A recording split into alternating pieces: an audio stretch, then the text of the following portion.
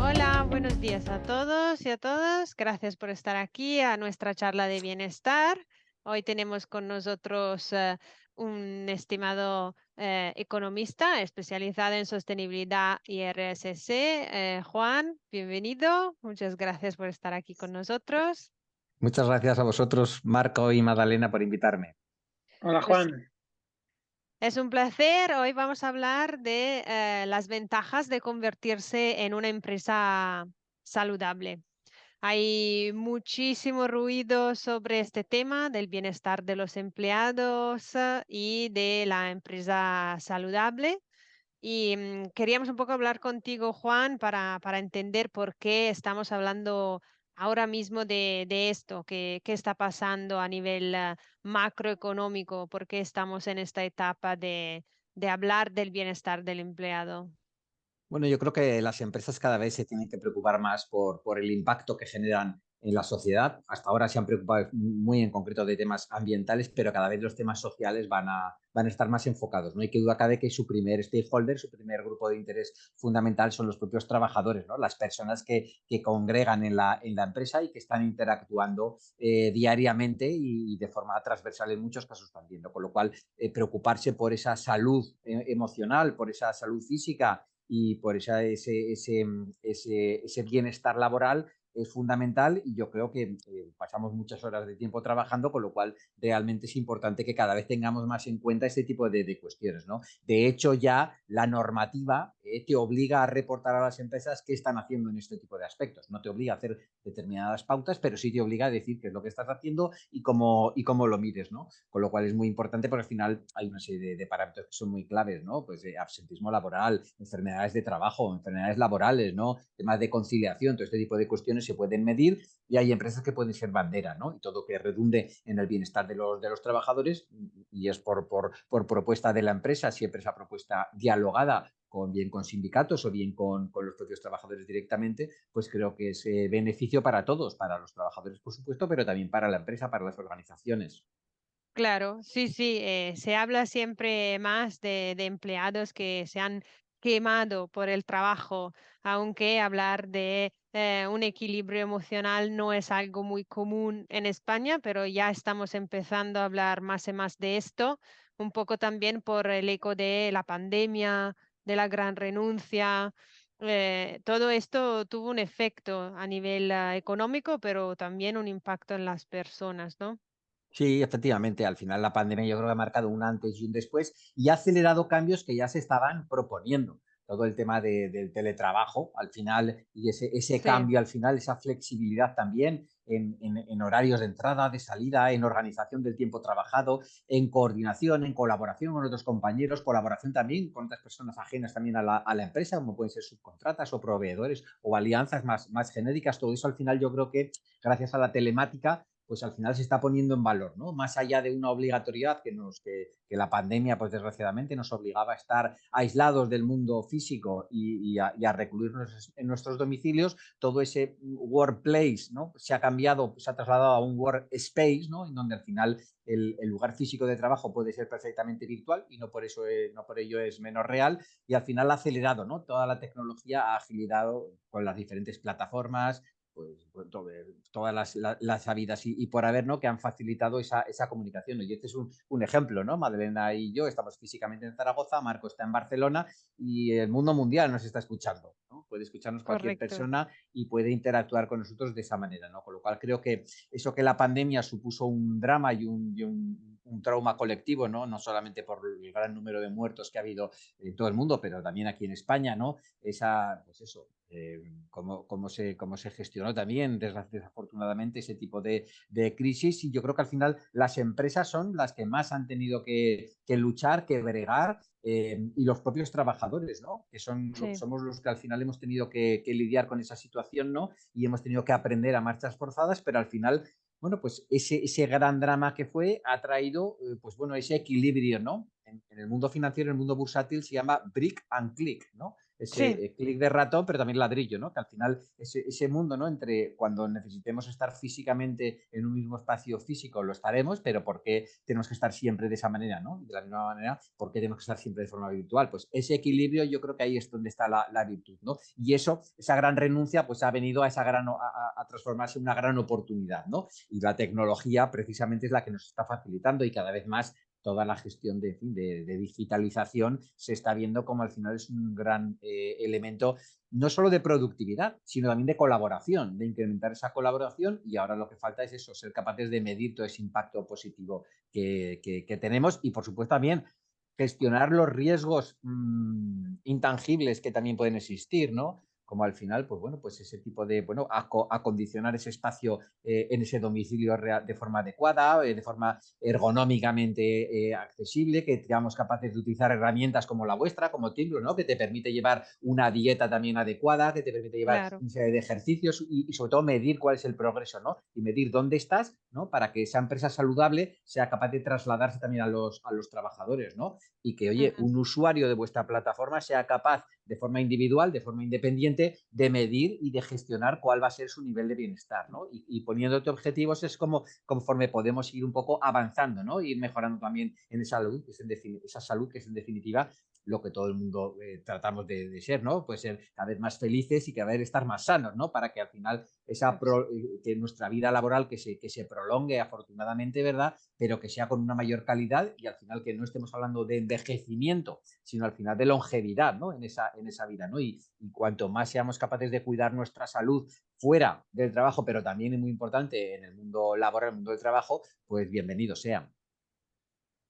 Claro, entonces estamos diciendo que ha cambiado mucho el concepto del entorno laboral. Entonces también a la vez debería cambiar nuestra manera de enfocar el hecho de medir el nivel de bienestar de los empleados, porque no es tanto pasar en el pasillo y ver las personas o una charla delante de un café y entender un poco qué tal van las personas, sino que también como recursos humanos hay que hacer más encuestas, más entrevistas, más focus group, dependiendo del nivel del trabajo híbrido que se tiene, pero como justamente has dicho, efectivamente el teletrabajo pues significa ayudar al empleado también en su nuevo entorno de trabajo, ayudarle a adaptarse, que sea una silla ergonómica o que sea la comida preparada para su descanso, ¿no? Claro, fíjate que tú has dado ahí en el clave, ¿no? Al final tenemos un marco legislativo que cada vez más va a trabajar ese tipo de cuestiones, cada vez más va a obligar a las empresas a reportar qué están haciendo en determinados ámbitos, progresivamente irá poniendo ya más cuota y va afinando más cómo se van a medir y cómo se van a reportar ese tipo de datos, pero es que con independencia de ese marco normativo también hay un marco contable que se llama GRI, Global Reporting Initiative, cual una de sus principales áreas es que todo tiene que estar reportado siempre en base al diálogo con todos los grupos de interés. Es decir, Ujú. no es la empresa la que unidireccionalmente toma las decisiones. Esas decisiones tienen que estar consensuadas, dialogadas, habladas, ¿no? En buena lead, en buen argumento, con buena fe por parte de todos, ¿no? Buscando al final lo que es el objetivo, ¿no? Que es el bienestar laboral de todas las personas que están trabajando en una empresa, ¿no? Con lo cual, ese tipo de diálogo viene a base de encuestas, viene a base de focus group, viene a base de entrevistas personalizadas, de entrevistas en profundidad o incluso de conversaciones informales, ¿no? Buzones de sugerencias, de correos electrónicos, ¿no? Es lo que tiene que ser la base para construir esas políticas de bienestar, ¿no? Y si yo en mi empresa quiero establecer Timblo, lo mínimo que tengo que hacer es hablarlo primero con los trabajadores o con los representantes de los trabajadores. Mira, existe esta herramienta, nosotros creemos desde la dirección que es una herramienta que puede ayudar mucho a las personas, pero os lo queremos contar a vosotros para que la probéis, para que hagáis un test primero, una prueba y ver si realmente estáis cómodos con esta aplicación o a lo mejor resulta que no están cómodos y prefieren otra o prefieren directamente hacerlo Escucharles. más manual, ¿no? Pero yo creo que es fundamental que por mucho que la dirección esté dispuesta a implantar herramientas como Timblo en la organización, que haya un paso previo, que es ese diálogo con todos los trabajadores, ¿no? Que seáis vosotros, los directivos de Timblo, los que expliquéis las bondades de la herramienta y cómo incide directamente en la salud de los trabajadores. Pero tiene que haber ese equilibrio, ¿no? Entre trabajadores y directivos o propietarios de una empresa. Sí, yo creo que con la nueva forma de trabajar y el hecho que se haya movido a las personas fuera de un lugar físico y se hable de forma de colaborar, se ha complicado la tarea para los recursos humanos de saber escuchar y tener bajo control la temperatura de sus empleados y del bienestar de sus empleados. Y entonces necesitan encontrar la manera de crear esta forma de hablar con ellos para, y sin que esto le robe demasiado tiempo, ¿no? En el sentido, el tiempo para los recursos humanos no se ha duplicado, pero posiblemente el trabajo necesario para entablar relaciones con personas que trabajan presencialmente o otros en teletrabajo sí que necesita casi 10 Sí, sí. veces más de tiempo. Entonces el problema es ahí. Y fíjate que este concepto de bienestar laboral trasciende a la propia salud de los trabajadores, porque en muchos casos buenas prácticas, pues a lo mejor puede ser realmente ir andando a trabajar o ir en bicicleta a trabajar o utilizar el transporte público. Pero claro, para saber eso, primero tengo que saber dónde están, dónde viven cada trabajador, ¿no? Y tengo que preguntarles cómo vienen al trabajo, si vienen andando, tal, tal, ¿no? Y eso a lo mejor puede ser herramientas que a lo mejor, pues ahora se está debatiendo un anteproyecto de ley sobre movilidad sostenible que va a obligar a las grandes empresas a elaborar un plan de movilidad, es decir, a saber cómo vienen sus trabajadores, porque al final, si tú vienes en coche particular y hay 4 trabajadores que vienen 4 coches, las emisiones de CO2 se multiplican por 4. Si esos Claro. trabajadores vinieran andando, primero las emisiones de CO2 serían cero y segundo, la salud de esos trabajadores ampliaría, se crecería muchísimo. ¿No? Con lo cual, al final, o si esos 4 trabajadores pueden estar solamente en 4 coches, pueden ir solo en un coche, pues las emisiones se reducen muchísimo. ¿No? La empresa es responsable también de ese tipo de emisiones, ¿no? En un alcance 3, que todavía está debatiéndote cómo realmente tiene efectividad para medirse. Pero en cualquier caso va a llegar. Con lo cual, si ya tenemos una herramienta que te permite, bueno, dar consejos sobre salud y te permite también alinear con otro tipo de herramientas que van a medir, por ejemplo, cómo se lleva a cabo esa movilidad de los trabajadores, pues al final estamos todos sumando piezas para ese gran plan estratégico que es el concepto de sostenibilidad. Sí, es ayudarles a traducir datos en información tangible para saber cómo actuar, ayudándoles a ahorrar tiempo. Proporcionar información a recursos humanos y un servicio a las personas. Efectivamente. ¿Y esto cómo, quién es el actor adentro del mundo de la empresa? ¿Es algo que tiene que hacer los recursos humanos? ¿Es algo que tiene que, es un diálogo que es de comunicación interna? ¿Es el riesgo laboral? ¿Es el RSC? ¿Quién aporta su granito de arena? ¿De dónde parte? ¿De dónde empieza todo esto? Fundamentalmente, como en todas las políticas y estrategias y realmente importantes, desde la dirección de la compañía. ¿Vale? O sea, esa dirección, allí por supuesto tiene que haber una dirección que sea pues política de promoción de la salud dentro de la empresa, tiene que haber un compromiso y un liderazgo por parte de la dirección y también ser poroso a la hora de responder a todas las solicitudes de los trabajadores en materia de salud laboral, que pueden ir lógicamente desde aquellos EPIs que sean de mejor calidad, ¿no? Para evitar ese tipo de accidentes o aquellos procedimientos que son los propios trabajadores los que facilitan ese conocimiento a la dirección para que sea algo más lógico y pueda evitar reducir todo ese tipo de enfermedades profesionales, de accidentes de trabajo, de absentismo, etcétera, ¿no? Y al final es cuestión de cuantificar cómo se van a hacer ese tipo de cuestiones e ir un poco más allá del cumplimiento legal, ¿no? Y luego, claro, Sí. ser capaz de, oye, de medir cómo todas esas mejoras en el proceso productivo, en el bienestar, en la salud, cómo se van a medir los resultados, ¿sabes? Eso es fundamental, ¿no? Y por supuesto, pues plantear una serie de índices con una serie de objetivos, ¿no? Y una serie de herramientas que tratan de pues, mejorar y de alcanzar esos índices y esos objetivos. Y si no se consiguen, analizar por qué se han producido esas desviaciones y tomar las decisiones consecuentemente para tratar de mejorar, ¿no? Al final, hay unos índices muy claros, tanto de siniestralidad como de absentismo, que son muy claros, ¿no? Y que todo este tipo de herramientas pues permiten al final actuación. La labor de divulgación también es muy importante, porque al final tened en cuenta que trasciende el ámbito laboral, ¿no? Unas buenas pautas de salud trascienden a ese ámbito estrictamente profesional, ¿no? Y luego, claro, ese impacto se puede generar en cuanto a esos trabajadores pueden compartir esas buenas prácticas en su familia o en sus entornos más cercanos, ¿no? Y ese efecto imitación al final genera un impacto mucho más positivo en la sociedad. Pero ahí entre lo que es la divulgación y lo que es la práctica del realizarlo, todo este tipo de hechos, yo creo que es clave que la dirección tenga claro hacia dónde quiere ir y dar esas herramientas, ¿no? Al final tiene que partir de la dirección el que proponga Timbro, por ejemplo, para llevar a cabo este tipo de actuaciones. Luego, al final, serán los trabajadores los que tienen que recoger el guante, ¿no? Pero va a ser muy difícil que esto nazca de abajo arriba. Va a ser muy Sí, difícil que sea bottom-up. Normalmente esto es será top-down, top, ¿no? top, Empieza desde down. Sí, arriba, ¿no? Y son los directivos los que lo ponen, ¿no? Es más difícil, ¿no? Que escale, ¿no? Que Timbro lo plantee a alguien que está en un escalafón pues más bajo dentro de la organización, pues que escale, tendrá que sufrir mucha burocracia, ¿no? Hasta que llegue al final alguien que tenga capacidad de decisión, ¿no? Si realmente parte de la cúpula directiva, pues es mucho más fácil que se implante. claro. Esto porque también estas herramientas y convertirse en una empresa saludable es una modalidad para la empresa de lograr su visión, de concretar sus valores, de coger sellos como lo de B Corp, de Top Employer, de Great Place to Work o de alcanzar objetivos de desarrollo sostenible como el de la salud para los empleados.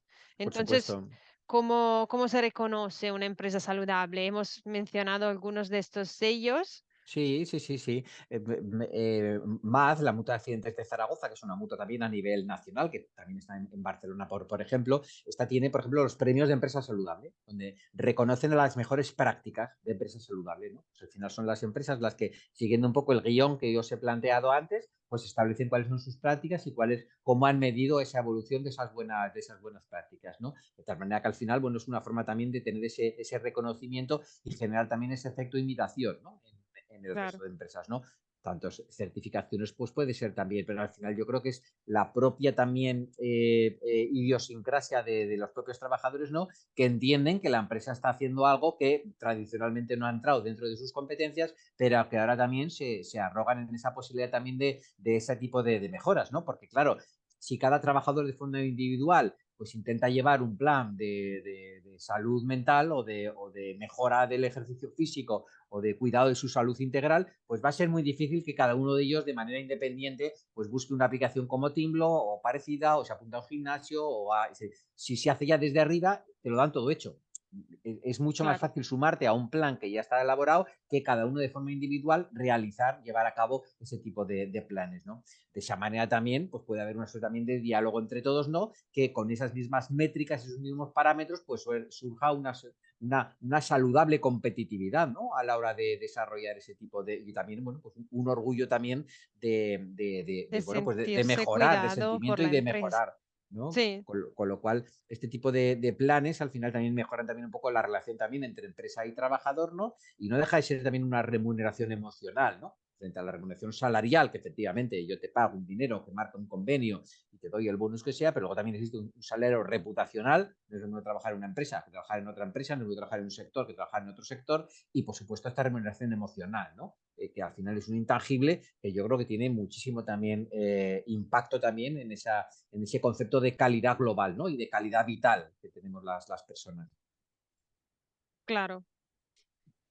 Entonces, hemos entendido en la charla de hoy que estamos en una etapa donde ha cambiado mucho, ha cambiado el enfoque. Antes se hablaba de corporate wellness, hoy se habla de employee well-being, antes se hablaba de workplace, ahora se habla de workspace. Entonces el empleado está al centro de todo y eso es una gran oportunidad para las empresas. Antes de que la ley y los riesgos laborales se pongan con efectivamente etapas y reglas y cosas que hay que hacer porque es un deber hacerles. Ahora las empresas tienen la oportunidad de cuidar de sus empleados porque es un placer hacerlo, porque es retener talento, porque es actuar y crear un diálogo y compartir valores, ¿no? Entre el empleado y la empresa misma. Es, Efectivamente. es una nueva era, es un nuevo enfoque y todo empieza con una escucha o con un focus group. Y de eso sí, que hay muchísimas herramientas digitales y reconocimiento tanto interno como externo en la comunidad, donde se valora más una empresa que se compromete con sus empleados, que trata de cuidarles, trata de entenderles en cada etapa de la vida, sea un becario que necesita aprender y necesita formación, o sea una joven pareja, o sea ya una familia. Entonces, el trabajo flexible y la empresa saludable significa poder entender y apoyar todas estas personas en todas las etapas.